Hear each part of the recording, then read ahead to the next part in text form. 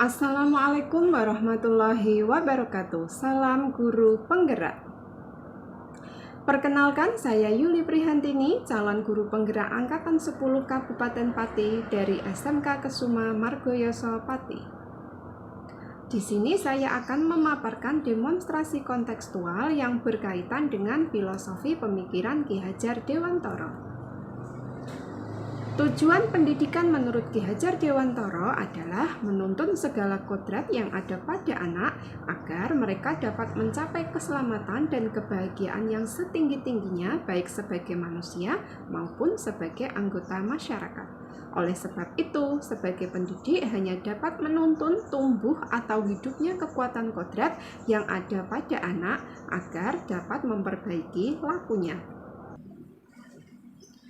Sesuai dengan pemikiran Ki Hajar Dewantara tersebut, maka pendidik harus yang pertama mampu menuntun murid sesuai dengan kodratnya, yang kedua mampu memahami karakter muridnya, yang ketiga harus berpihak pada murid atau menghamba pada murid, yang keempat mampu memahami tujuan dari pengajaran. Hal ini agar tercipta murid yang memiliki kemampuan pengetahuan dan intelektual, serta murid yang mempunyai budi pekerti yang luhur. Masih ingatkah kalian dengan semboyan Ki Hajar Dewantara?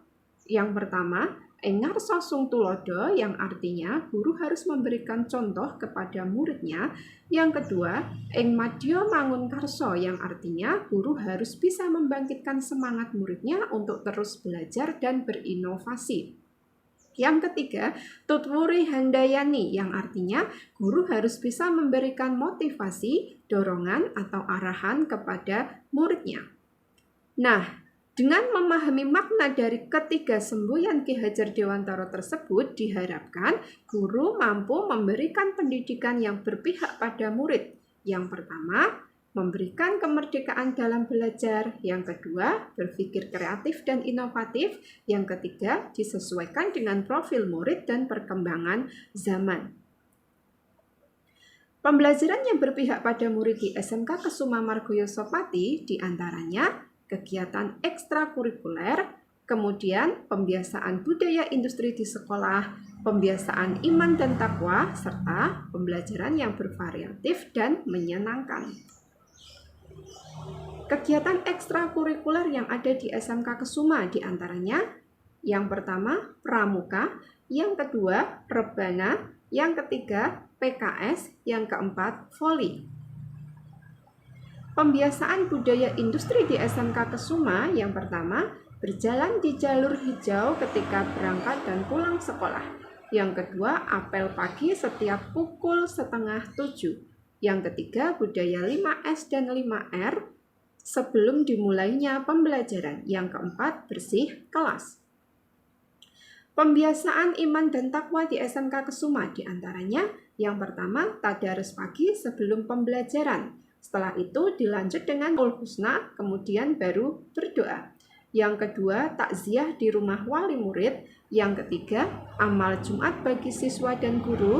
Yang keempat, sholat tarawih di bulan Ramadan. Selain itu juga ada sholat duhur berjamaah dan sholat Jumat berjamaah. Pembelajaran yang bervariatif dan menyenangkan di SMK Kesuma diantaranya yang pertama pembuatan batik di jurusan AKL untuk mengasah kreativitas murid. Yang kedua pembelajaran di kelas dengan menggunakan model pembelajaran PBL. Yang ketiga pembuatan kursi dari bahan bekas di jurusan TKR untuk mengasah kreativitas dan inovasi murid. Yang keempat pembelajaran di kelas dengan menggunakan teknologi sesuai dengan kodrat zaman. Agar dapat tercipta pendidikan yang berpihak pada murid tidaklah mudah. Terdapat dua tantangan yang harus dihadapi. Yang pertama, kurangnya motivasi murid untuk mengikuti program yang diadakan di sekolah. Yang kedua, kemampuan guru yang belum sepenuhnya memahami konteks pemikiran Ki Hajar Dewantara bahwa pendidikan harus berpihak pada murid. Dari kedua tantangan tersebut haruslah dicari solusinya. Solusi yang pertama, pengembangan diri bagi bapak dan ibu guru. Yang kedua, menggunakan model pembelajaran yang inovatif. Yang ketiga, memberikan contoh atau teladan bagi murid.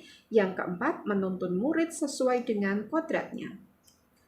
Demikian pemaparan dari saya. Terima kasih. Salam sehat, bahagia. Wassalamualaikum warahmatullahi wabarakatuh.